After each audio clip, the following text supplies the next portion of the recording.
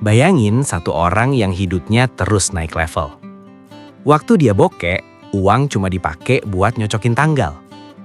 Begitu mulai mapan, uang berubah jadi rasa aman. Pas penghasilannya tinggi, uang mulai bikin semua gerak lebih cepat.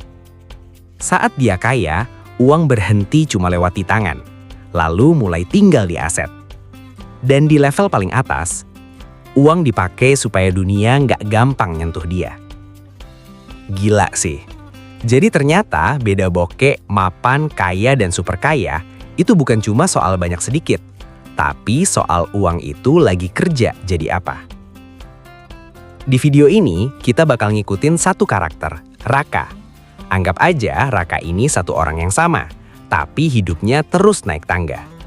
Karena sering banget kita mikir, kalau penghasilan naik, semua masalah uang pasti hilang. Padahal enggak. Masalahnya nggak hilang, masalahnya ganti bentuk. Dan justru itu yang menarik. Karena upgrade pertama dari uang ternyata bukan rumah gede, bukan mobil mahal, bukan hidup glamor, tapi momen kecil yang rasanya mewah banget. Tagihan datang dan kamu nggak panik. Nah, dari situ kita mulai. Di level paling bawah, waktu Raka lagi bokek, uang itu bukan soal punya berapa.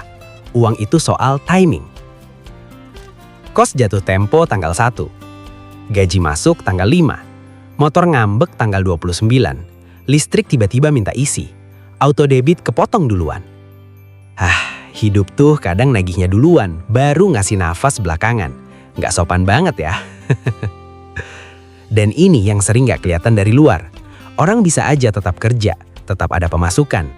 Tapi tetap ngerasa bokek kalau uangnya selalu datang setelah masalahnya muncul. 4 hari telat bayar kos kedengarannya kecil. Tapi 4 hari itu bisa berubah jadi denda. Bisa jadi harus gesek kartu. Bisa jadi harus nelpon pemilik kontrakan dengan suara yang dibuat setenang mungkin. Bisa jadi bulan depan dimulai dengan lubang kecil yang belum sempat ditutup. Makanya bokek itu sering jadi mahal. Bukan karena orangnya bodoh ngatur uang, tapi karena dia nggak punya ruang buat bayar sesuatu di waktu terbaik. Kalau Raka punya sedikit tabungan, dia bisa benerin motor sekalian beres. Bukan tambal cepat yang 2 minggu kemudian rusak lagi. Dia bisa beli sepatu kerja yang bagus sekali, bukan sepatu murah 2 kali. Dia bisa ke dokter gigi pas belum parah, bukan nunggu sampai sakitnya naik level. Tapi kalau ruang yang nggak ada, pilihannya jadi begini. Yang penting selamat hari ini dulu. Walaupun besok lebih mahal. Itu jebakannya. Di fase ini, uang belum terasa seperti alat buat maju. Uang masih jadi tameng darurat. Dan target paling mewah di level ini sebenarnya simpel banget. Bukan kelihatan kaya, tapi punya jarak aman. Jadi kalau ban bocor, itu cuma ngeselin, bukan pembuka episode horor buat 1 bulan penuh. Upgrade pertamanya bukan luxury. Upgrade pertamanya adalah hidup nggak lagi dihantui kalender. Lalu Raka naik ke fase yang lebih enak. Tagihan mulai kebayar tepat waktu. Kulkas isi, kendaraan nyala, ada tabungan kecil. Dia bisa beli sesuatu tanpa buka aplikasi bank 5 kali dulu. Dia bahkan bisa ngerencanain liburan pendek tanpa ngerasa 3 bulan berikutnya bakal porak-poranda. Nah, ini level di mana uang berubah jadi stability. Dan setelah lama hidup kejar-kejaran tanggal, stabil itu rasanya luar biasa. Kayak akhirnya bisa narik nafas penuh. Tapi di sini muncul jebakan yang lebih halus. Karena waktu hidup mulai enak, Raka pelan-pelan mulai beli rasa aman. Kontrakan yang lebih bagus, kendaraan yang lebih nyaman, asuransi, langganan ini itu, HP yang lebih proper, perabot rumah yang bikin capek pulang kerja langsung turun. Satu-satu masuk akal, satu-satu normal. Masalahnya, pemasukan bulanan pelan-pelan berubah jadi daftar janji. Gaji belum masuk tapi separuhnya udah punya nama pemilik. Dan ini kenapa hidup kelas menengah kadang terasa aneh. Di atas kertas, Raka jelas lebih baik dari dulu.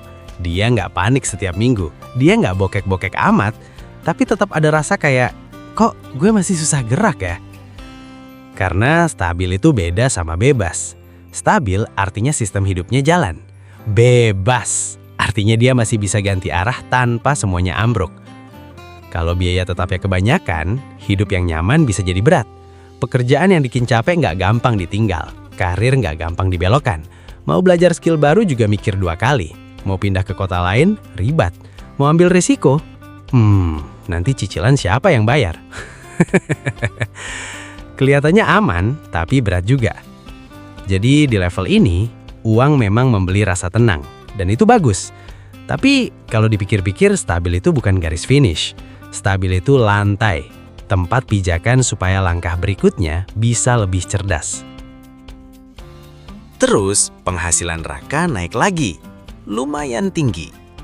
Dan yang paling kerasa, bukan cuma nominal transfernya. Yang paling kerasa adalah waktu jadi lebih pendek. Utang yang dulu dibayar kecil-kecil, sekarang bisa dipotong besar. Dana darurat yang tadinya kayak proyek tahunan, sekarang bisa kebentuk dalam hitungan bulan. Masalah yang dulu nongkrong berbulan-bulan di pojokan hidup, sekarang bisa diberesin sebelum sempat membesar. AC rusak, langsung servis. Laptop lemot, ganti sebelum kerjaan ikut keteteran. Badan mulai aneh, check up dulu, jangan tunggu tumbang. Kerjaan admin numpuk, bisa delegasi. Perjalanan harian bikin capek, bisa pindah lebih dekat atau cari alat yang bikin semuanya lebih cepat. Di level ini, uang jadi acceleration. Yang dulu terasa mustahil berubah jadi mahal, lalu berubah jadi mungkin, lalu pelan-pelan jadi normal. Dan lucunya, banyak hal yang di level bawah kelihatan kayak kemewahan, ternyata di sini justru jadi penghilang friksi. Bersih-bersih dibantu orang, pakai tools yang lebih cepat, ikut kursus yang beneran bagus, punya meja kerja yang nyaman, pakai jasa profesional biar urusan ribet nggak makan weekend. Gym yang dulu kelihatan mewah, ternyata kadang cuma alat biar hidup nggak seret-seret amat. Ini kenapa high income terasa beda dari sekedar stabil. Kalau stabil itu melindungi hidup yang udah ada, high income mulai bisa mengubah bentuk hidup itu. Raka bisa gerak lebih cepat, pulih lebih cepat, ngambil keputusan lebih cepat, ngejar peluang lebih cepat. Tapi ada satu catatan penting. High income belum tentu kaya. Karena di fase ini, uang Raka masih sangat tergantung sama gerak aktifnya. Masih tergantung skillnya, jam kerjanya, kliennya, reputasinya, bisnisnya yang lagi jalan, pasarnya yang lagi suka sama apa yang dia lakuin. Posisinya kuat? Iya. Tapi, arusnya masih harus didorong. Dan dari sinilah, level berikutnya mulai kebuka. Sampai akhirnya, selera Raka berubah. Bukan lagi, habis ini mau beli apa? Tapi, uang ini enaknya ditaruh di mana supaya tetap kerja walau gue nggak pegang setir. Nah, disinilah uang berubah jadi ownership. Raka mulai beli potongan mesin, bukan cuma hasil mesinnya. Bisa saham, bisa reksadana atau fund, bisa properti yang menghasilkan sewa, bisa bagian kecil di bisnis, bisa produk digital, lisensi, katalog, hak distribusi, atau apapun yang masih ngasih nilai bahkan setelah kerja awalnya selesai. Bedanya besar banget. Sebelumnya, uang datang karena Raka kerja. Sekarang, sebagian uang datang karena ada sesuatu yang dia miliki ikut bekerja. Dia bangun pagi, bikin kopi, buka laporan, dan yang muncul bukan cuma invoice atau gaji. Ada cash flow, ada pertumbuhan nilai, ada hasil dari sesuatu yang tetap hidup walau dia nggak lembur semalaman. Ini kenapa orang kaya sering terdengar lebih membosankan kalau ngomongin uang. Mereka jadi ngomongin margin, arus kas, biaya peliharaan, pajak, presentase kepemilikan. Nggak seglamur beli semua barang versi premium. Tapi justru disinilah kekayaan mulai berat. Karena kemewahan itu kelihatan, kepemilikan sering diam-diam aja.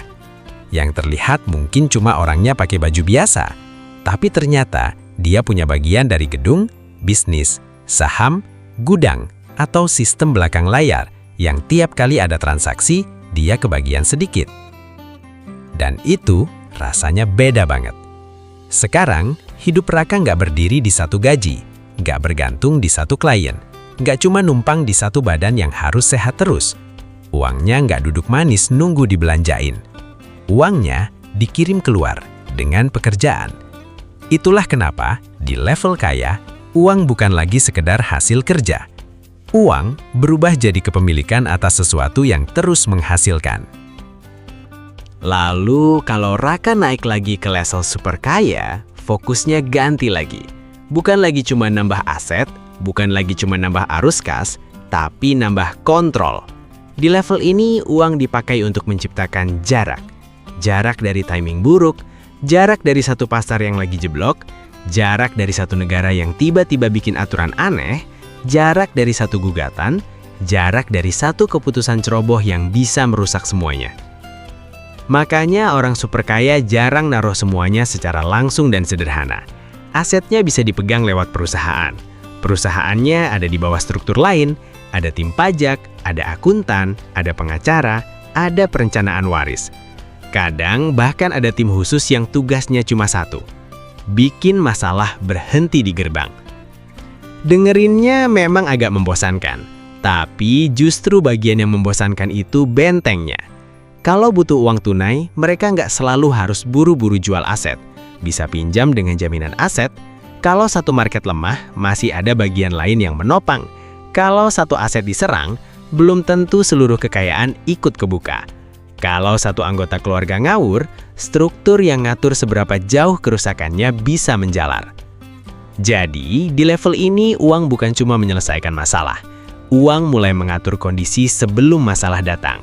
Masalah tetap ada, tapi nabraknya ke bumper dulu. Dan itu inti dari kontrol. Bisa memilih kapan jual, bisa memilih di mana tinggal, bisa memilih aturan mana yang mau dipakai, bisa memilih siapa yang boleh akses, bisa memilih mana yang terlihat publik dan mana yang tetap tenang di belakang layar. Di semua level sebelumnya, uang bekerja dekat ke tanah. Bayar tagihan, beli rasa aman, ngebutkan progres, bangun aset. Di level super kaya, uang mulai membentuk pagar, jalur keluar, dan tombol-tombol pilihan. Itu sebabnya level ini terasa hampir nggak nyata. Nah, kalau semuanya diringkas, pola ini jadi kelihatan jelas banget. Waktu bokek, uang itu soal waktu. Bisa nggak bertahan sampai tanggal segini? Waktu mapan, uang itu soal tenang. Bisa nggak hidup jalan tanpa drama tiap minggu? Waktu penghasilan tinggi, uang itu soal kecepatan. Bisa nggak progres yang tadinya lambat jadi benar-benar terasa? Waktu kaya, uang itu soal akar. Bisa nggak uang tinggal di tempat yang ikut tumbuh? Dan waktu super kaya, uang itu soal kontrol. Bisa nggak hidup dibikin punya lebih banyak pilihan dan lebih sedikit paksaan? Makanya orang di level berbeda sering kayak ngomongin uang dengan bahasa yang beda. Yang satu minta gajian maju 2 hari, yang satu lagi pingin biaya tetapnya lebih ringan. Yang satu lagi cari cara memangkas waktu dan friksi. Yang satu lagi sibuk cari aset bagus.